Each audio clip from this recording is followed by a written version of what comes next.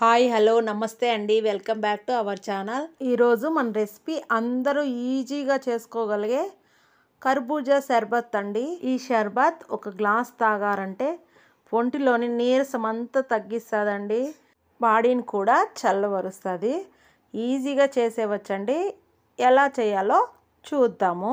ముందుగా 2 టేబుల్ స్పూన్ల సగ్గు బియ్యంను తీసేసుకొని బాగా శుభ్రంగా కడిగేసుకొని నానబెట్టేసి పెట్టేసుకుందామండి.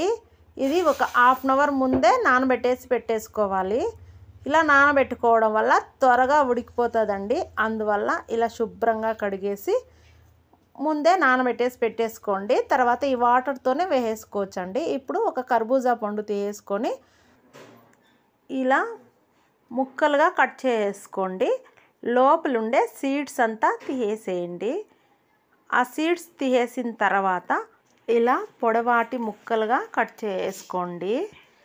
తర్వాత పైనుండే తొక్క కూడా తీసేసి వాటిని చిన్న చిన్న ముక్కలుగా కట్ చేసుకుందాము. కర్బూజా పండు హెల్త్కు చాలా మంచిదండి. దీంట్లో వాటర్ కంటెంట్ ఎక్కువగా ఉండడం వల్ల బాడీని హైడ్రేట్గా ఉంచుతుందండి. ఇలా చిన్న చిన్న ముక్కలుగా కట్ చేసుకొని తర్వాత ఒక మిక్సీ జార్ తీసుకొని అందులో వేసుకుందాము. తర్వాత ఇందులోకి షుగర్ అన్నా యాడ్ చేసుకోవచ్చు, లేదా బెల్లం అన్నా యాడ్ చేయొచ్చండి. నేను ఇక్కడ బెల్లం తీసుకుంటున్నాను. దీన్ని చాకు తీసుకొని ఇలా తురుముకొనేసేయండి. ఇలా తురుము వేసుకోవడం వల్ల మిక్సీలో తొందరగా మెదిగిపోతుందండి. హాఫ్ కప్పు వరకు బెల్లం తీసేసుకొని ఇలా వేసేసుకోండి. తర్వాత మిక్సీ పట్టేసుకుందామండి. మిక్సీ పట్టేసుకొని ఇలా జ్యూస్ను ప్రిపేర్ చేసుకోండి. కర్బూజా పండు జ్యూసు తయారైపోయిందండి. ఇప్పుడు ఒక మట్టి సట్టి పెట్టేసుకొని ఇందులోకి తగినంత వాటర్ తీసేసుకోండి.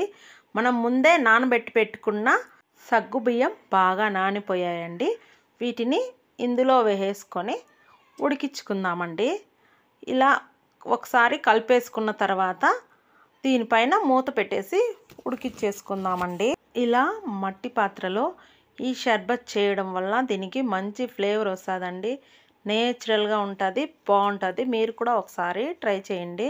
ఇలా సగ్గు బియ్యం ఉడికిపోయిన తర్వాత ఇందులోకి 1 కప్పు వరకు కాచి చల్లార్చిన పాలు వేసుకుంటున్నానండి. వేసుకున్న తర్వాత కొద్దిసేపు ఇలా మరిగించుకుంటే చాలండి, మన షర్బత్తు రెడీ అయిపోతుంది. ఇప్పుడు కొంచెము ఇలాచీ పౌడర్ కూడా వేసుకొని స్టవ్ ఆపేసి దించేసి పక్కన పెట్టేసుకుందాము. ఇప్పుడు ఈ సగ్గు బియ్యము పాలు అంతా బాగా చల్లారిపోయే వరకు బాగా చల్లగా చేసేసుకోండి. చల్లారిన తర్వాత మనం ముందే మిక్సీ పట్టుకున్న కర్బూజా జ్యూస్ కూడా ఇందులో వేసుకొని మీకు ఇష్టం ఉంటే సబ్జా సీడ్స్ వేసుకోండి. నేను ఇక్కడైతే వేస్తున్నానండి. 2 టేబుల్ స్పూన్ల వరకు సబ్జా సీడ్స్ వేసుకొని ఇలా బాగా కలిపేసుకొని దీనిని ఇలానే సర్వ్ చేసుకోవచ్చండి, లేదంటే ఫ్రిడ్జ్లో పెట్టేసుకొని చల్లగా సర్వ్ చేసిన చాలా బాగుంటుంది. ఒంట్లో ఉండే నీరసం అంతా తగ్గిపోతుందండి. ఇలా చేసి ఈ సమ్మర్లో పిల్లలకి ఇవ్వండి, ఇష్టంగా తాగుతారండి. మీరు ఇలా ప్రిపేర్ చేసి పిల్లలు ఇంటికి రాగానే చల్లగా సర్వ్ చేయండి. పిల్లలు చాలా ఇష్టంగా తాగుతారండి. వీడియో నచ్చినట్లయితే లైక్ చేయండి, షేర్ చేయండి, మన ఛానల్ని సబ్స్క్రైబ్ చేసుకోండి.